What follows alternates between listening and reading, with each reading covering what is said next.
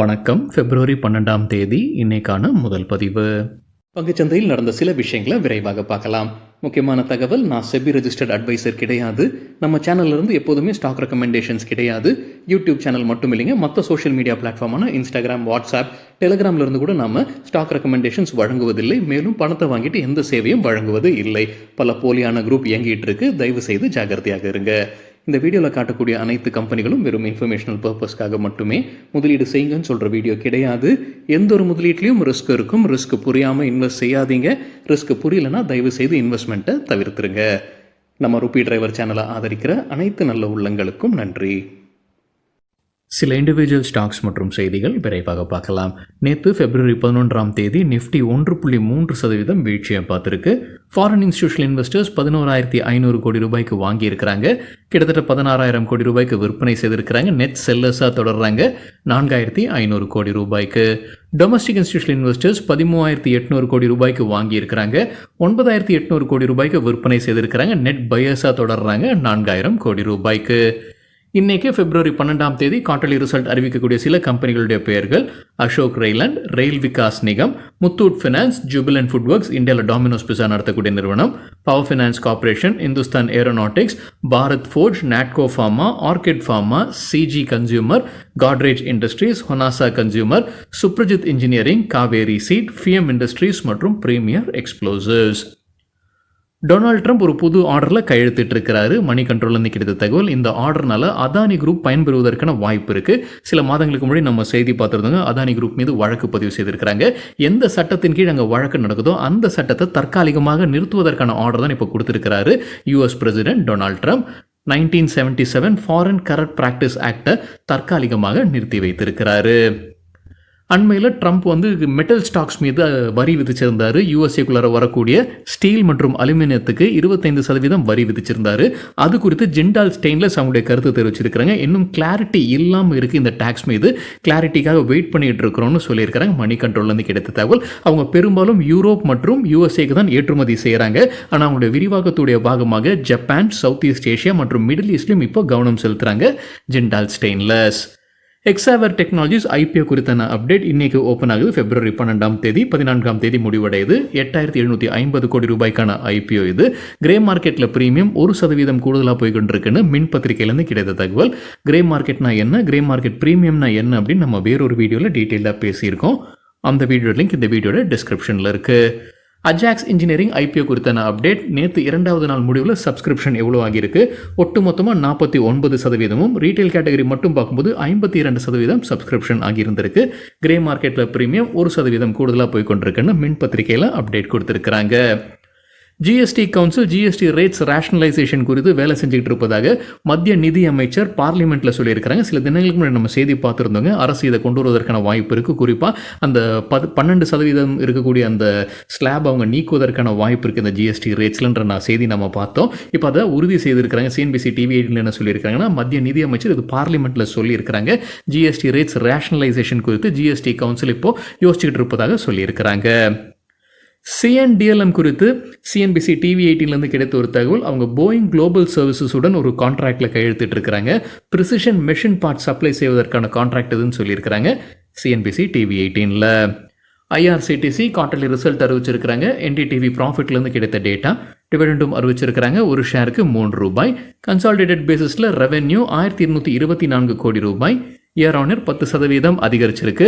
Net profit 341 கோடி ரூபாய். Year on year 14% அதிகரிச்சிருக்கு. வோடஃபோன் ஐடியா குவார்ட்டர்லி ரிசல்ட் அறிவிச்சிருக்கிறாங்க. மணி கண்ட்ரோல்லேருந்து கிடைத்த டேட்டா. ரெவென்யூ 11,117 கோடி ரூபாய். இயர் ஆன் இயர் 4% அதிகரிச்சிருக்கு. நஷ்டத்தில் இருக்கிறாங்க. இந்த குவார்ட்டரில் 6,609 கோடி ரூபாய் நஷ்டம். போன வருடம் இதே குவார்ட்டரில் 6,986 கோடி ரூபாய் நஷ்டத்தில் இருக்கிறாங்க. நஷ்டம் கொஞ்சம் குறைச்சிருக்கிறாங்க. ARPU average revenue per user 173. போன குவார்ட்டரில் 166 ரூபாயாக இருந்தது. பிர்லா சாஃப்ட் குவார்ட்டர்லி ரிசல்ட் அறிவிச்சிருக்கிறாங்க. என்டிடிவி ப்ராஃபிட்லேருந்து கிடைத்த data.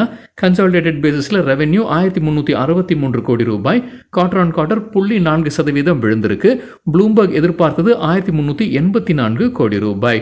Net profit quarter on quarter compare பண்ணும்போது 8% விழுந்திருக்கு. 117 கோடி ரூபாய். ப்ளூம்பர்க் எதிர்பார்த்தது 115 கோடி ரூபாய்.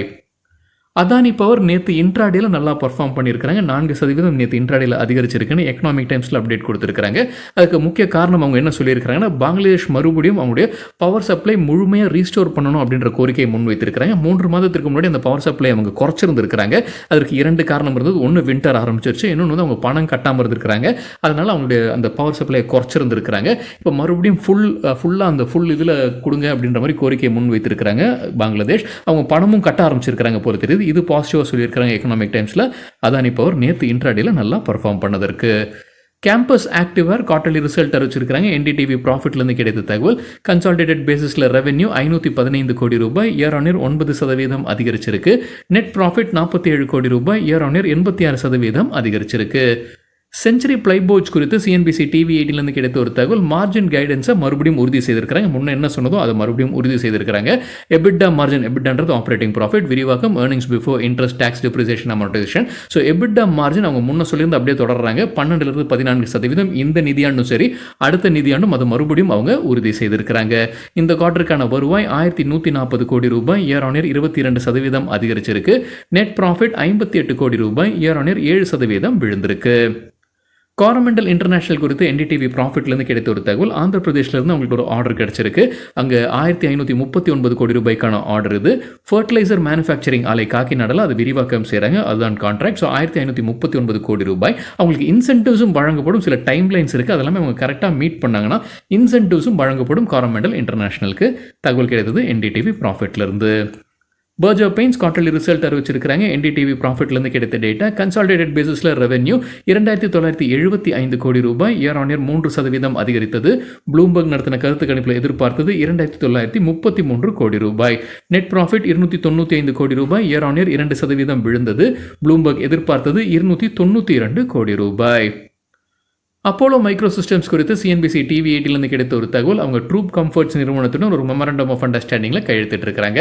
ஏர் டிஃபென்ஸ் சிஸ்டம்ஸை உருவாக்கத்தான் இந்த மெமரண்டம் ஆஃப் அண்டர்ஸ்டாண்டிங்கில் கையெழுத்திட்டு இருக்காங்கன்னு சிஎன்பிசி டிவி 18ல் தகவல் கொடுத்துருக்காங்க.